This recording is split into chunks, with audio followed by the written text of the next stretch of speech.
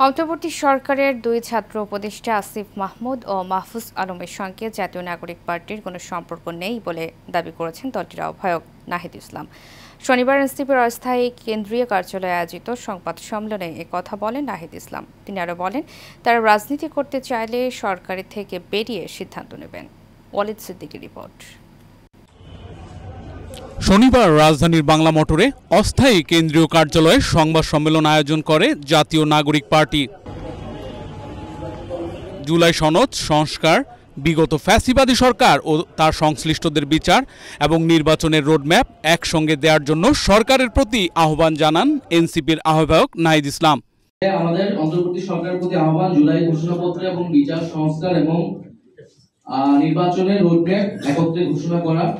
এ সময় তিনি আরও বলেন, আসিফ মাহমুদ ও মাহফুজ আলমের সঙ্গে এনসিপির কোনো সম্পর্ক নেই।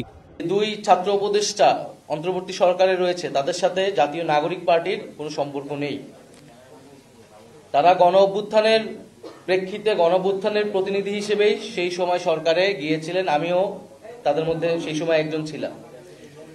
তারা যদি রাজনীতি করতে চায়, নির্বাচন করতে চায়, তাহলে তারা সরকারের থেকে সেটা পারবে না, তখন তারা সরকার থেকে বের হয়ে তাদের মতো সিদ্ধান্ত নেবে। সেনানিবাসে আশ্রয় নেয়া 626 জনের তালিকা নিয়ে এনসিপির আহ্বায়ক বলেন, যদি 5 আগস্টের পরপরই তালিকা প্রকাশ করা হতো তাহলে একটি রাষ্ট্রীয় প্রতিষ্ঠানের বিরুদ্ধে নেতিবাচক মন্তব্য আসতো না।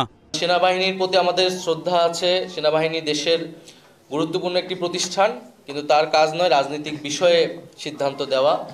তার কাজ দেশের প্রতিরক্ষা, দেশের নিরাপত্তা নিশ্চিত করা। এ সময় জাতীয় নাগরিক পার্টির সদস্য সচিব আক্তার হোসেন, মুখ্য সমন্বয়ক নাসির উদ্দিন পাটোয়ারি, মুখ্য সংগঠক হাসনাত আবদুল্লাহ উপস্থিত ছিলেন।